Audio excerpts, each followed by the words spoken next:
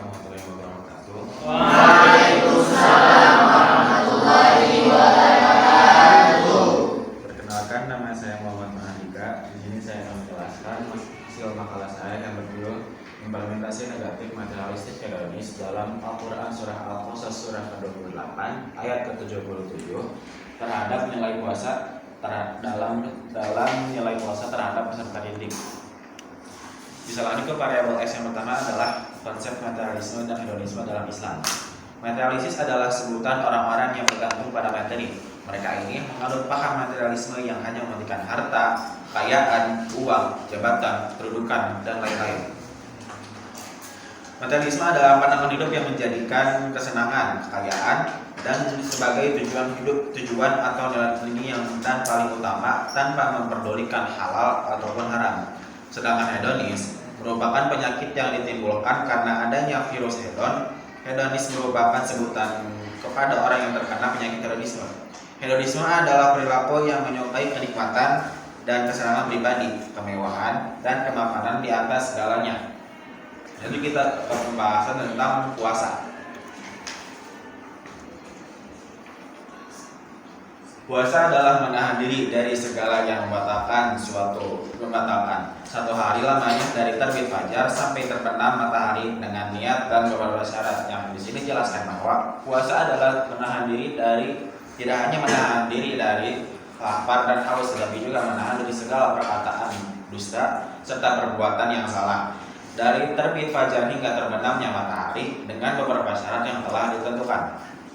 Contohnya, korelasi dari materialisme dan hedonis dan nilai puasa. Contohnya seperti apa? Jika dalam bulan Ramadan kita buka puasa dengan membeli banyak makanan, istilahnya balas dendam. Itu termasuk dalam materialistis karena apa? Hanya bertujuan untuk memenuhi kenikmatan, hanya untuk bertujuan untuk memenuhi seperti apa? Jika Lebaran kita ingin membeli baju yang sangat bagus dalam Lebaran itu tanpa memperdulikan seperti apa, jumlahnya berapa, dan itu pun termasuk hedonis karena tujuannya untuk kesenangan hidup, bukan untuk merayakan hari raya. Nah, itulah contohnya. Dan lanjut kita akan tentang surat Al-Qasas surah ke-28 ayat 77 yang berbunyi, Bismillahirrahmanirrahim. Wabtaghi fima ataqallahu daral akhirah wa la tansa nasibaka minad dunya wa ahsin kama ahsanallahu ilaika wa la tabghil fasada fil ardi innallaha la yuhibbul mufsidin.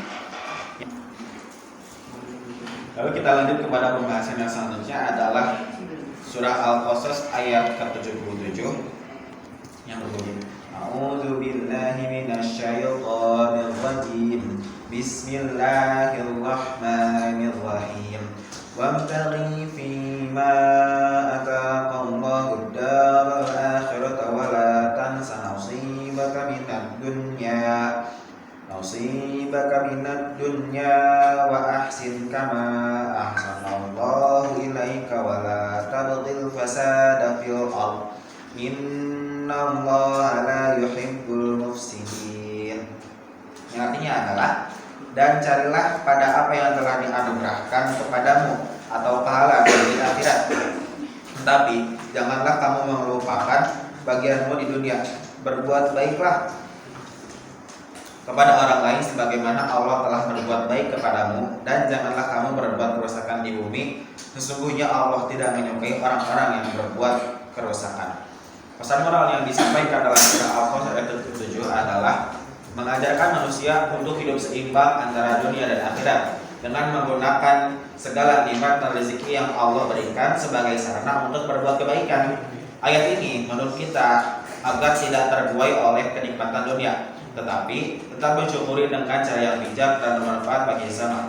Islam tidak melarang kita menikmati dunia, namun mengingatkan agar kenikmatan itu tidak menjauhkan dari tujuan utama, yaitu kebahagiaan abadi di akhirat. Melalui pesan ini, Allah menumbuhkan kesadaran kemanusiaan bahwa kekayaan, kekuasaan, dan kemewahan dan kemampuan bukanlah alat untuk kesombongan atau kerusakan, melainkan amanah untuk menerbangkan kebaikan, menolong yang lemah, dan menjaga keharmonisan bumi yang kita tinggali bersama. Lanjut kita ke bahasan selanjutnya adalah solusi daripada materialisme dan hedonisme dalam nilai puasa terhadap peserta didik.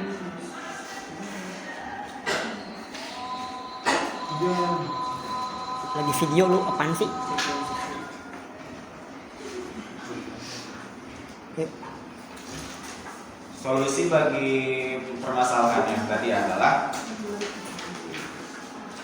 pendidikan perlu diperkuat dengan spiritual dan moral melalui integritas ajaran Al-Quran dalam proses pembelajaran. Guru dan lembaga pendidikan harus menanamkan kesadaran bahwa keberhasilan sejati tidak hanya diukur dari materi, tetapi juga dari kebersihan hati, kejujuran, tanggung jawab sosial. Dengan menanamkan nilai-nilai puasa secara kontekstual dalam kehidupan peserta didik diharapkan lahir generasi yang mampu hidup sederhana, bijak, serta menjadikan iman dan amal soleh sebagai landasan dalam setiap tindakannya. Sekian dan terima kasih. Wassalamualaikum warahmatullahi wabarakatuh. Waalaikumsalam.